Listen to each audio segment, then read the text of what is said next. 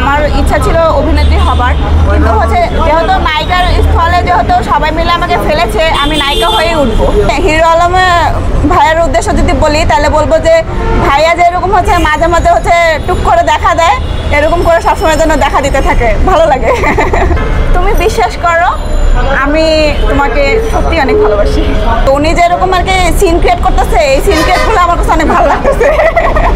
Swimming পুলের পাশে যে বসেছিল বা শুয়েছিল, এরকম এই যে টুকটাক যে উনি যে ভিজুয়ালাইজ হইতেছে, এই জিনিসটা আমার কাছে ভালোই লাগে যে উনি ওনার মানে নিজেকে একদম ভেঙে চুরে যেভাবে পারে প্রেজেন্ট করে উনি কিন্তু ভাইরাল হইতেছে। মানুষ হচ্ছে আমার সাথে হিরো আলম ভাইয়াকে খুঁজছে, তো হচ্ছে আমি বলতেছি যে বারংবার যে হচ্ছে আসলে রিয়ামণি আপা যেভাবে হচ্ছে হিরো আলম ভাইয়ের সাথে মানে পারফেক্ট জুটি বেঁধে ফেলছে, তো আমার কাছে মনে হয় না যে হিরো আলম ভাইয়ের সাথে আমি কাজ করে খুব একটা উঠতে পারবো।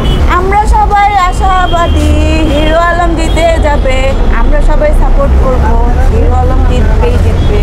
হিরো আলম ভাইয়া হচ্ছে একদম অন্য লেভেলের মানুষ, তো হচ্ছে আমি সেই লেভেলের মানে যেতে পারবো না। মানে উনি যেরকম চঞ্চল প্রকৃতির মানুষ, আমি ওই রকম চঞ্চল না, আমি একটু শান্ত প্রকৃতির।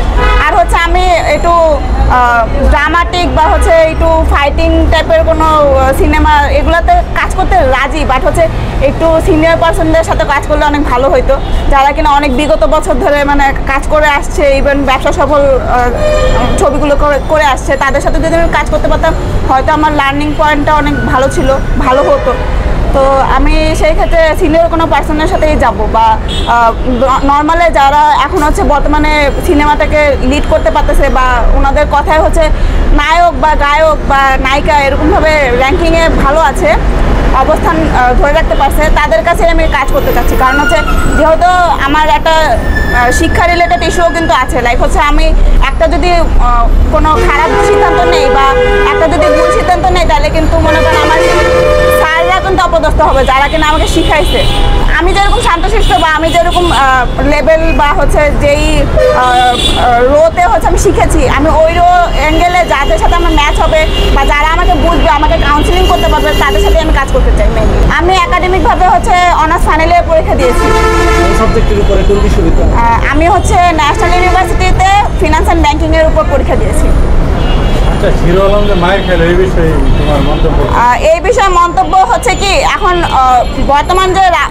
বর্তমান না পূর্বের যে রাজনৈতিক অবস্থাটা ছিল, ওই সিচুয়েশনে অনেকেই হচ্ছে টাকার জন্য অনেকের হচ্ছে অ্যাটাক করছে। তো ওনাকে টাকার জন্য অ্যাটাক করা হয়েছে কিনা আমি জানি না।